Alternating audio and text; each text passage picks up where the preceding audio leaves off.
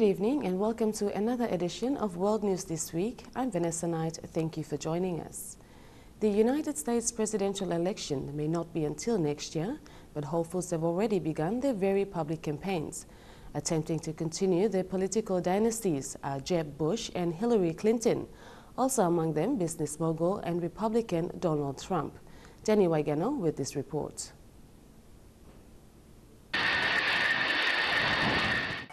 Nobody would be tougher on ISIS than Donald Trump.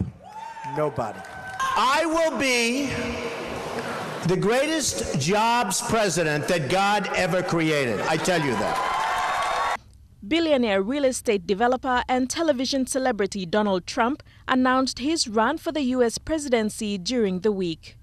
The 69-year-old outspoken billionaire, widely seen as having little chance of winning the nomination, will certainly enliven proceedings as he joins an unusually large group of Republicans vying for the presidency. Ladies and gentlemen,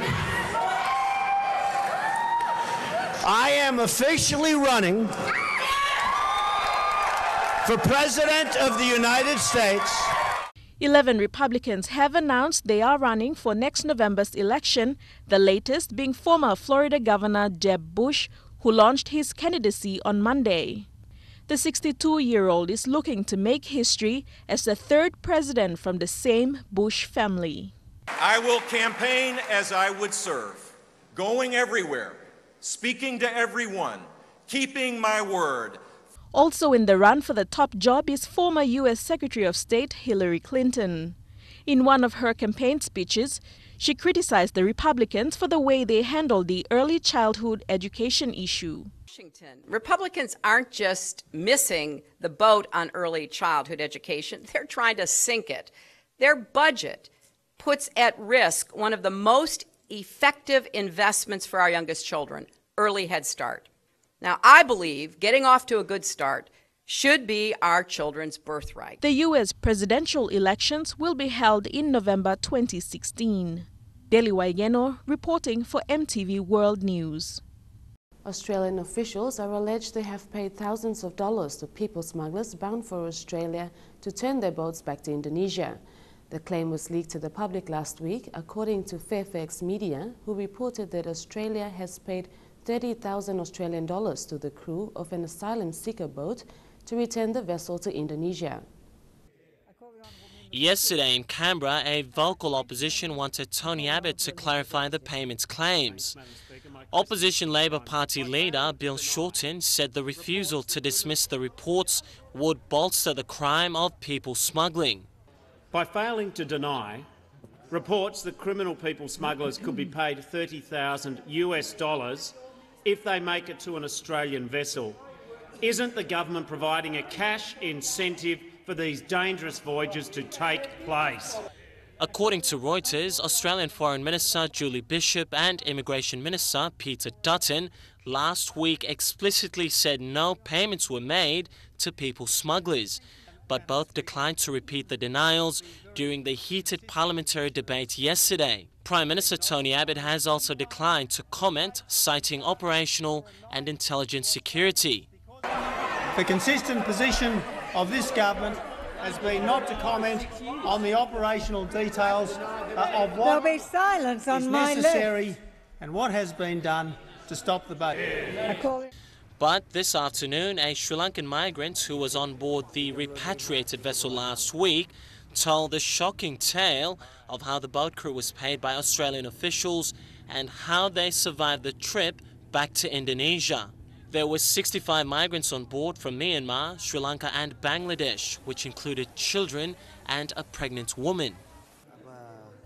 The Australian officers brought us to Indonesia's water border, which they could not trespass. As we approached Rhode Island and running out of fuel, the 6 smugglers tried to fight and run away with the money they were paid by the Australians while we tried to stop them. Fairfax Media says the practice of intelligence agency officials paying members of people smuggling networks, including boat crews, goes back to 2010 under the then Rudd government. However, this most recent issue has sparked further tension between Canberra and Jakarta, with the Indonesian government demanding answers as well. Tokana Hasavi Jr., EMTV World News. In refugee news closer to home, the PNG Supreme Court has been presented with an application from legal representatives of the Manus asylum seekers this week. The order brought before the court sought the joinder of an additional 277 refugee applicants to join the 22 existing applicants who were seeking release from the detention center and redress for the breach of their constitutional rights. The Supreme Court has granted orders for the 277 applicants to join the proceedings and have indicated to set the matter for hearing during the August Supreme Court sittings. The application filed by human rights lawyer Ben Lomai was stalled by an affidavit filed by the Immigration Minister and Chief Migration Officer, raising questions regarding the authenticity of some of the authority and consent forms that the 287 additional applicants signed, giving legal representative Ben Lomai instructions to act on their behalf. Mr. Lomai is representing the asylum seekers who say their detention is a breach of constitutional rights and seeking release and compensation on those terms. Another issue also raised by the respondents regarding a lodged claim earlier in the PNG National Court by 75 of the asylum seekers. The case has been adjourned to tomorrow morning for hearing in order to give the refugees' representatives time to seek further instructions. Indonesia's Mount Sinabung in the North Sumatra province erupted this week, sending clouds of ash into the sky. The eruption was the latest round since the government put the volcano on its highest alert earlier this month. Nearly 3,000 people were forced to flee their homes since Saturday to an evacuation center in Brastagi, North Sumatra. Sinabung Observation Center confirmed that hot ash spewed as far as 2.5 kilometers this week. Mount Sinabung is one of nearly 130 active volcanoes in Indonesia, which stands along the Ring of Fire volcanic belt around the shores of the Pacific Ocean. Researchers in Mexico have managed to decipher hieroglyphics inscribed on the tomb of an ancient and famous Mayan king whose burial crypt was discovered over 60 years ago. The inscription on King Pakal's tomb reads, "The House of the Nine Sharpened Spears," which is represented by the 9 warriors on the tomb's walls. The famous king ruled over the ancient city of Palau in the 7th century. The Mayan Empire peaked in the 8th century with a population of around 15 million and spanned what are now the countries of Guatemala, Honduras and Western El Salvador. Turning to Europe now, where at least 19 people were confirmed dead this week as devastating floods slammed Tbilisi, the capital of Georgia. The deadly storm also ravaged the city zoo, drowning hundreds of animals and sweeping dangerous creatures out of their enclosures and onto the streets. A hippopotamus roaming the city streets. A small bear clinging to an air conditioner. These were the scenes in Tbilisi, the morning after an unexpected flash flood struck the city. Heavy rain hit the former Soviet Republic during the night, flooding the banks of the normally small Vera River, which runs through the city. The resulting torrent washing away dozens of buildings, cars and roads. Local residents were warned to stay indoors as news broke that several animals from the city zoo had escaped overnight. Reuters reported that tigers, lions, bears and wolves were among the more than 30 animals that fled their enclosures. Some were tranquilized, including the giant hippo. This crocodile, completely covered in mud, was recovered unharmed. Many of the zoo's other animals, however, were shot dead. This white tiger was killed by police after it mauled a man inside a warehouse near the city centre on Wednesday. The animal was hiding in storage when several men entered the premises and the animal attacked one of them. The man later died of his injuries. 4 people went down to the storage to clean it up. At that moment, a wild animal attacked the people. One of them was gravely wounded. Police officers were there. A gunshot was heard. The zoo now estimates to have lost more than half of its animals, including all of its tigers and most of its lions and bears. The cleanup effort is now well underway, with the estimated damage reaching the equivalent of 22 million kina. Melanie Carrick, EMTV World News. You're watching World News This Week. More international stories coming up after the break.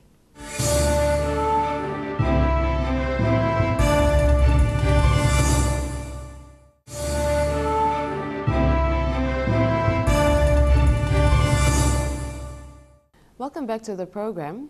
Over 1,500 refugees have died so far this year attempting to cross the Mediterranean compared to 425 last year. In a damning report released by Amnesty International, the international NGO condemned leaders for not committing funds to the issue, causing a devastating effect on the people fleeing the conflict. Alana Lay with this report. According to the US-based NGO, the Mediterranean crossing is the most dangerous sea route to Europe for refugees. Amnesty International Secretary General Salil Shetty expressed disappointment at the lack of reaction or organization regarding the exceptional crisis. Sadly, the response of the international community has been dismal and disappointing. 86% of those who have been displaced and who are refugees are living in developing countries facing serious hardships when they live in those countries, because many of those countries are themselves poor or middle income and cannot afford to host these refugees. 95% of Syrian refugees are hosted in the neighboring countries, particularly Turkey, Lebanon, Jordan, Iraq. Amnesty International also condemned the neighboring countries of fleeing refugees for their forceful deportation policies, such as Lebanon's rejection of Syrian refugees. Lebanon, which hosts over 1 million refugees, registered 80% fewer refugees since severe restrictions were imposed at the start of this year. Fundamentally, we are calling for the number of refugees which the UN has asked to be resettled, which is over 1 million refugees, are in urgent need, and we are calling on the international community to resettle them at the rate of 300,000 a year for the next 4 years. We are calling for a global refugee fund to be created. We are calling for an international summit, an urgent international summit to be held, and we are calling for this to happen now. The world can't wait any longer. Amnesty International reports that over 50 million people have been pushed out of their countries, with 16 million categorized as refugees. Alana Lay, EMTV World News. The Pacific Island nation of Palau, northwest of Papua New Guinea and home to over 18,000, has a strict policy on its protected marine areas. 4 Vietnamese fishing boats containing over 8 tons of sea cucumber and reef fish were set on fire for illegally operating in Palau's waters. Palau President Tommy Remengesau said captains would be prosecuted and jailed, saying one fisherman to another, Palau would not tolerate poachers in their ocean. President Remengesau told the ABC that the bluefin and big-eyed tuna species are becoming unsustainable and imposed the ban last year on all foreign fishing within Palau's exclusive economic zone. Vietnam now has its eye on foreign markets, including the US, Japan and Australia, after easing up barriers that restricted their agricultural exports.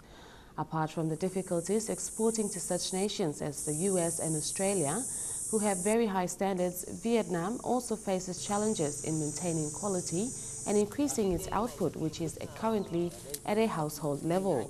Vietnam's agri-exports for the first quarter fell by 13%, but they plan to gain a stronger foreign market presence by the end of this year and are looking to improve particularly on value and quality over quantity.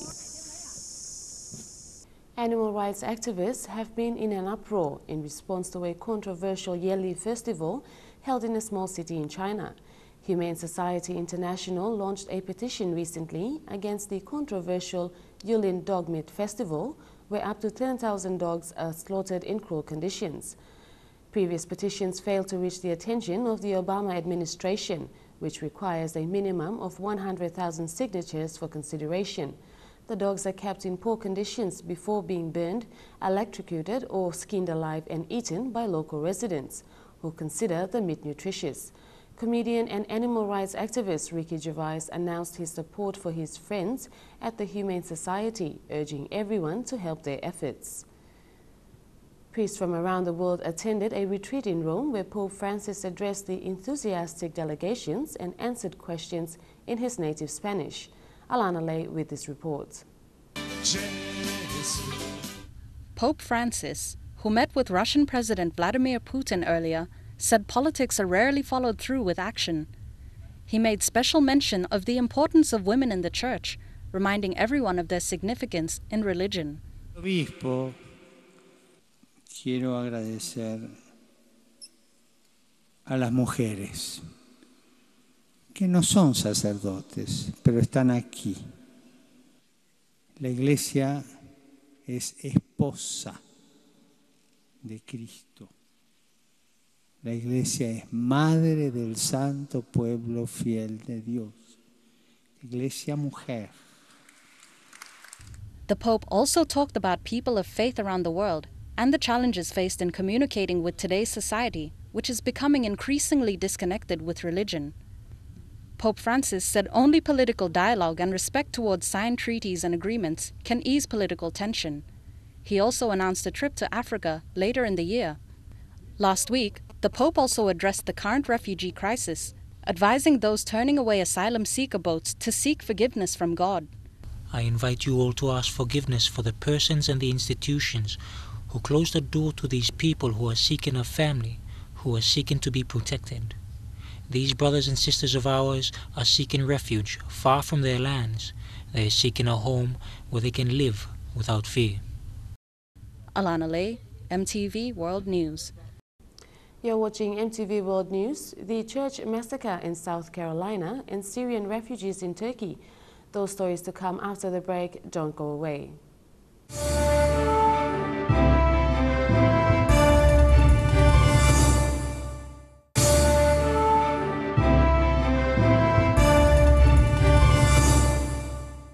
Welcome back. Norway has made a move to sell off coal investments from its $900 billion sovereign wealth fund. The massive move against climate change will affect over 122 countries. Meanwhile, international NGOs commented on the progress so far in combating climate change.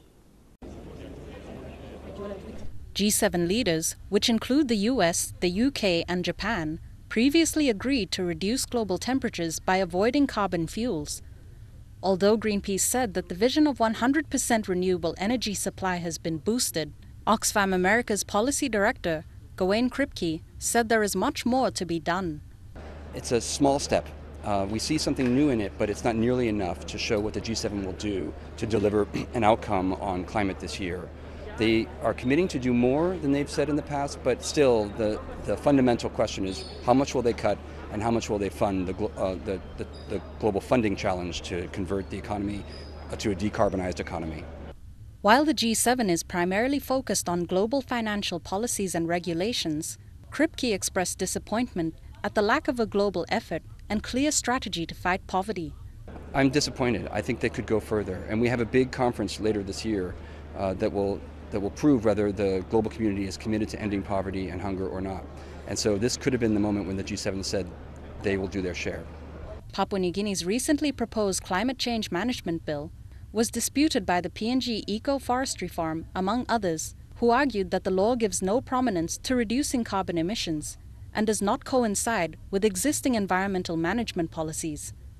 Alana Lay, EMTV World News. Fierce fighting in Syria has sent thousands of Syrians across the border and into Turkey.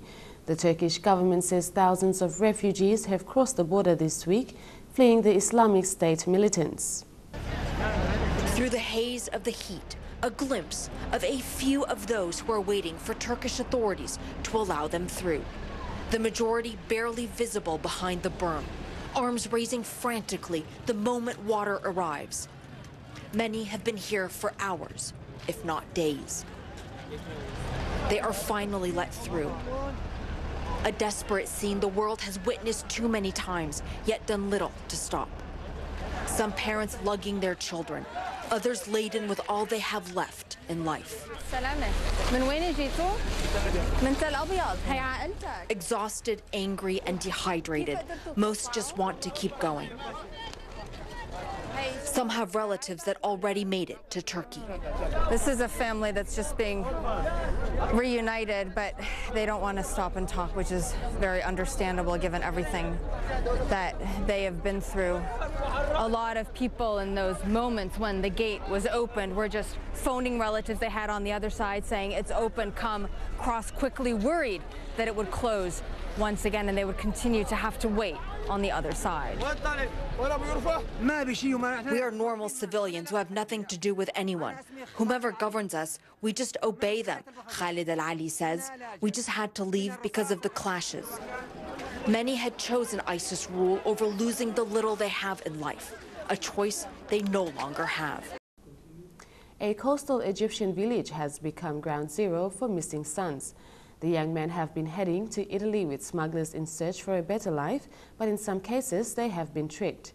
Sadly, many are never seen again. We take an in-depth look now at the controversial and deadly practice.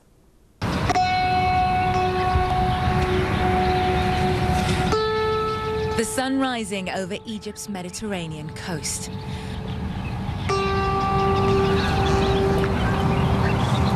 The Nile Delta is home to generations of Egyptian fishermen casting out onto the Med. It's also the country's smuggling heartland. Those very same boats loaded up with human cargo headed for Europe. Some eventually make the journey home. But too many never return. My son left on September 6th. 7 days later, they told us the ship he was on has sunk. Ibrahim's son was 17 when he disappeared. She says smugglers later told her he was crewing one of their ships headed to Italy. And she's not alone. As we spoke to Ibrahim, another mother sits quietly crying, waiting to tell us her story. He never stole. He never worked in smuggling or any of these things. They told him, come work for 10 days fishing and come back. And since September, and up to this moment, this fire is burning us. We can't eat, drink, or rest. A lot of the parents don't want to show their faces, but they do want us to show the pictures of their sons. This is Karam. His mother still doesn't know where he is. He's amongst at least 6 of the kids from this village that went down on that boat. Their families have been searching for the last 9 months, and they still have no idea where these boys are. Both mothers hope that by telling their stories, someone, somewhere will recognize the boys.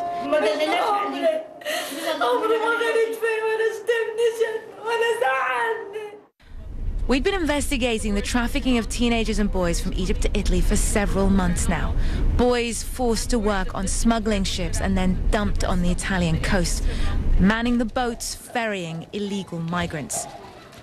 As we finished up the interviews, news had spread that the next stop on our journey was Sicily. Mothers crowded us in the street with pictures and documents. It feels like this entire village is enthralled to the smugglers.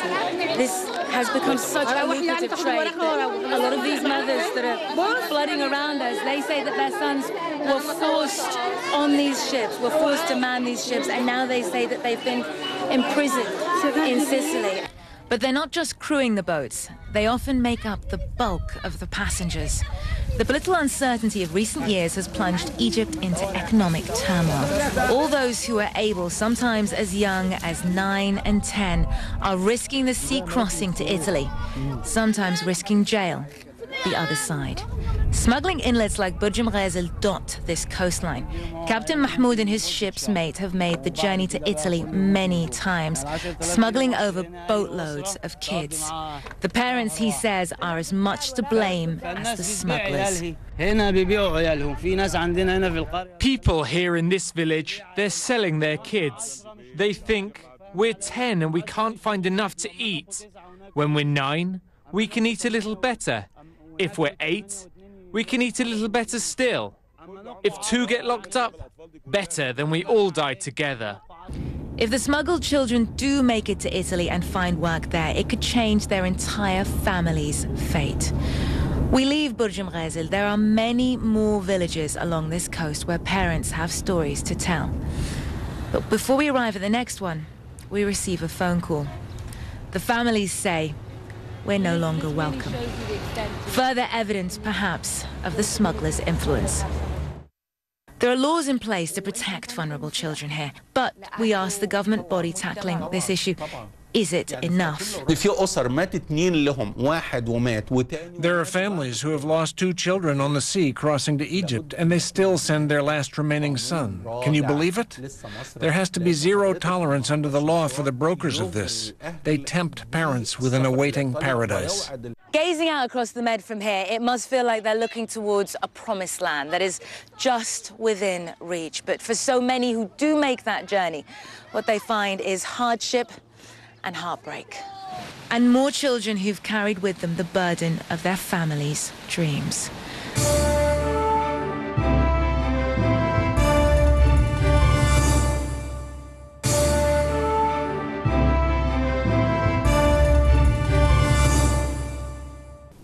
A young man accused of opening fire in a distinguished African-American church in the U.S. state of South Carolina has killed 9 people during Bible study on Thursday. He was captured in North Carolina during a traffic stop. Police say he shot and killed 6 women and 3 men. A hate crime investigation is now underway. We began here in the city of Charleston. This is a city that is struggling to cope with a devastating loss, and it all happened right here behind me, inside a church building. Its members welcomed a stranger inside its doors for a Bible study session. He spent time with them. He made them feel that he wasn't a threat. Then, after an hour's time, he ended up killing 9 people, allegedly. And from what we're gathering, it was all about race. The accused killer in the Charleston church massacre, caught more than 200 miles from the crime scene in Shelby, North Carolina. 21-year-old Dylan Roof waived extradition and seen here wearing prison stripes. He was flown back to South Carolina to face charges for cold-blooded murders, allegedly motivated by hate. That terrible human being who would go into a place of worship when people were praying and kill them is now in custody, where he will always remain. This video from a Snapchat shows the Bible study session Wednesday night taken by one of the victims, 26-year-old Tywanza Sanders, from inside the Emanuel African Methodist Episcopal Church. Captured just before the shooting, you get a glimpse of the suspect sitting at the table with worshipers. Police say he spent almost an hour inside that church before pulling out his weapon and killing 9 people. You please send out an EMS command page advising of an active shooter, multiple people down. Witnesses told officials Roof stood up and announced to those in the church that he was there to shoot black people, telling his victims when one pleaded for mercy, quote, "You rape our women and you're taking over our country and you have to go." The gruesome mass shooting at this historic black church, more affectionately known as Mother Emanuel AME Church, is now being investigated as a hate crime. Acts like this one have no place in our country and no place in a civilized society. Among those killed, the church's pastor and state senator, Reverend Clementa Pinckney. Witnesses say he was preaching when he was shot and killed. Mourners draped the black cloth over his seat in the legislature. So this was someone that should be revered and respected, and all of us want answers. We want to know why this young man chose this church, why he chose Senator Pinckney. 3 worshipers inside the church got out alive. A 5-year-old boy who reportedly survived by playing dead, and one woman spared because the shooter wanted her to tell the world what he'd done. It prompted an emotional response from U.S. President Barack Obama. There is something particularly heartbreaking about a death happening in a place in which we seek solace and we seek peace, in a place of worship. And in South Carolina, the state's governor gave voice to this community's grief. We woke up today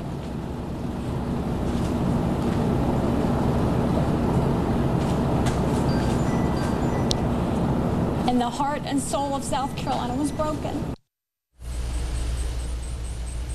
From the governor there, Nikki Haley, to the President of the United States, you get a good sense of just the emotion, the pain, the somber mood given what happened in this community. And at this hour, Dylan Roof, the suspected killer, he is back here in Charleston, South Carolina. He arrived at a North Charleston detention center late Thursday after his arrest in Shelby, North Carolina. Investigators are trying to gather more information about him. They want to know if he had any ties to any hate groups or any white supremacist groups. One person in this community, Sylvia Johnson, she lost a dear cousin in this shooting. Her cousin was the pastor, Reverend Clementa Pickney, who was killed in this attack. A close friend of Johnson's survived, and Johnson talked with CNN's Anderson Cooper about what her friend witnessed. Listen. What I heard is after shooting a couple of rounds, her son tried to talk him into not committing any more acts of murder. And her son actually tried to talk him down? Yes, he did. He did. He tried to talk him down, and her son and grandbaby had already planned that they were gonna just act as though they were already killed. But the son was concerned about Reverend Clemente, and he got up, and that's when the gunman said, you know, after the young man tried to stop him from doing what he wanted to finish off, he said, no, you've raped our women and you are taking over the country. You've raped our women and you're taking over the country. I have to do what I have to do. And he continued shooting. And he shot the young man.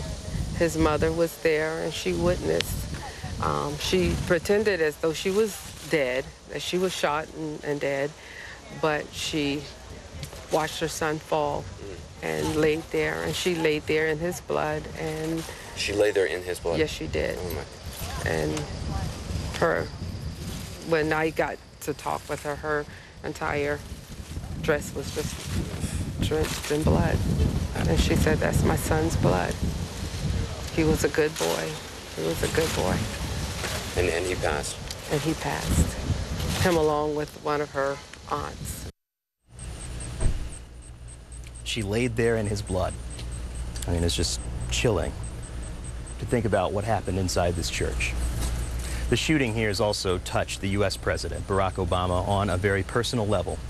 Both he and the First Lady, Michelle Obama, had been to the church, and they knew the pastor who was killed. Mr. Obama has pushed for gun reform in the past and says this shooting should force Americans to take another look at stricter gun control measures. The roots of Emanuel African Methodist Church run deep in Charleston, and its history is one of perseverance in face of racial hostility. It was born out of discrimination, burned to the ground in hate, and rose again. Now this week's shooting is forcing the church to once again confront its blood-stained past.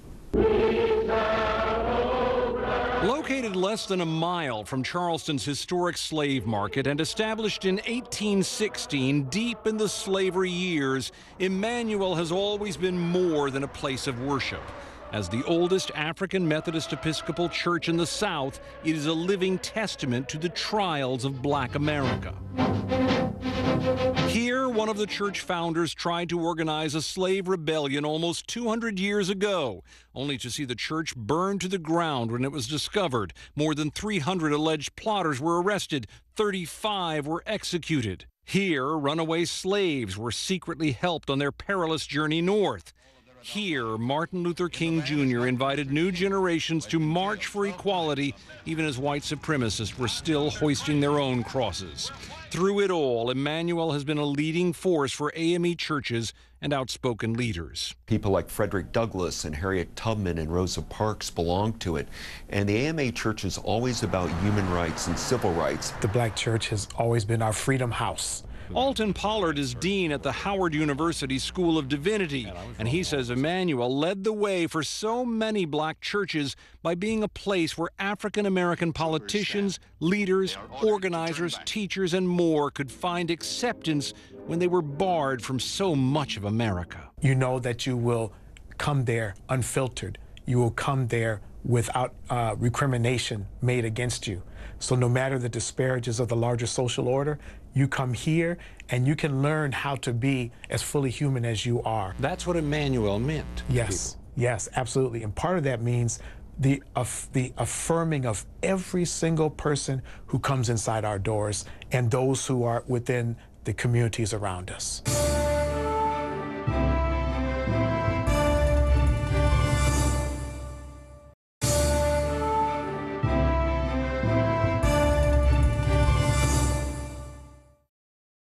Welcome to World Sports. I'm Dion Kombeng. First tonight to international cricket, where Papua New Guinea has defeated the Netherlands by 5 wickets in the Intercontinental Cup. An unbeaten 124 from Asad Vala powered PNG to victory in the 4-day tournament in Amsterdam, which finished on Thursday night. Chasing a target of 305, Vala added 200 runs with Mahuru Dai for the 5th wicket, a partnership that secured a historic victory. Needing another 223 to win, Vala and Dai batted for 51.4 overs, bringing up their first-class 50s.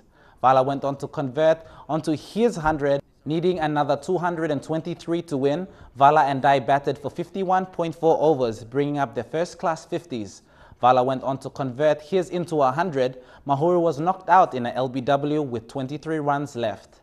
Captain Vare came on and finished the game with a boundary and put PNG on the first-class map. They had also been the first team to win the first 2 one-day internationals against Hong Kong in November last year.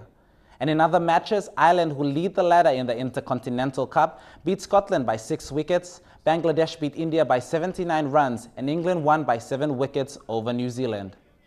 And to NBA now, the Golden State Warriors have won their first NBA title in 40 years when they defeated the Cleveland Cavaliers 105-97 on Tuesday night. Stephen Curry and NBA's Finals Most Valuable Player Andre Iguodala scored 25 points each for Golden State, while NBA superstar LeBron James led the Cavaliers, bringing 32 points for his team. The Warriors were the top-seeded team in the playoffs after finishing with the best record in the regular season. Now they have become the first team since the Chicago Bulls in 1991 to win a title with no players having prior finals experience. Well, I mean, we'll see. We found a recipe for success, and that's the most important thing for us. Now that we have this, under our belt, I think we can actually appreciate what we were able to do this year from start to finish. It's not one that's higher or lower or in the middle. When you don't win, it's disappointing. It's not just one is bigger than the other. So you lose in the finals, they are disappointing. Don't matter if I'm playing in Miami or playing in Cleveland or playing on Mars. You lose the finals is disappointing. To tennis, the Asian Championships in London this week saw blistering performances from the likes of top seed Andy Murray. Slowly heading into the knockout finals, American John Isner beat Spain's Feliciano Lopez in a big serving match at Queen's Club on Thursday to reach the quarterfinals. The American defeated the 8th-seed Spaniard 2-1 and will next play Viktor Troicki. Serbia's Troicki knocked out 4th-seed Marlin Cilic of Croatia in 3 sets. Isner and Troicki now meet in the quarterfinals of the Asian Championships, and the winner will face either Gilles Muller of Luxembourg or top-seed Andy Murray of Great Britain.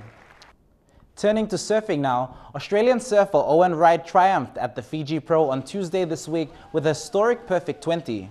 Wright surfed 2 perfect waves, scoring himself 10 points per ride. He beat fellow Aussie Julian Wilson in the final bout, pumping 2.5 to 3 meter waves at the famed break at Tavarua. The Fiji competition is stop number 5 on the 2015 Championship Tour, which sees the world's best surfers compete in 11 events at the world's most famed surf spots. Wright came into the event ranked 6th in the world, and the result sees him jump to 3rd spot. That's all the world sports we have for you tonight. We're the details after the break, and we take a quick look at how the sleeping Philae space lander woke up. Don't go away.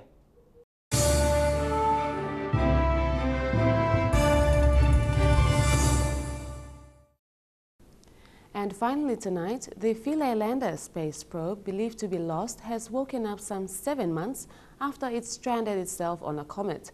It woke up as the comet moved closer towards the sun, where its solar panels were able to generate the electricity. Comets date back to the formation of the solar system some 4.6 billion years ago. Scientists hope that samples drilled from the comet by Philae will unlock details on how the planets and possibly even life evolved. The lander was released from its mothership Rosetta in November as part of a 10-year mission for the ESA. And now a quick recap of our top stories. 9 people dead in church massacre in South Carolina. Donald Trump to run in the 2016 U.S. presidential elections, and the Australian government accused of bribing Indonesian people smugglers. And that's all the international news we have for you this week. See you at the same time next Sunday. I'm Vanessa Knight. Have a good evening.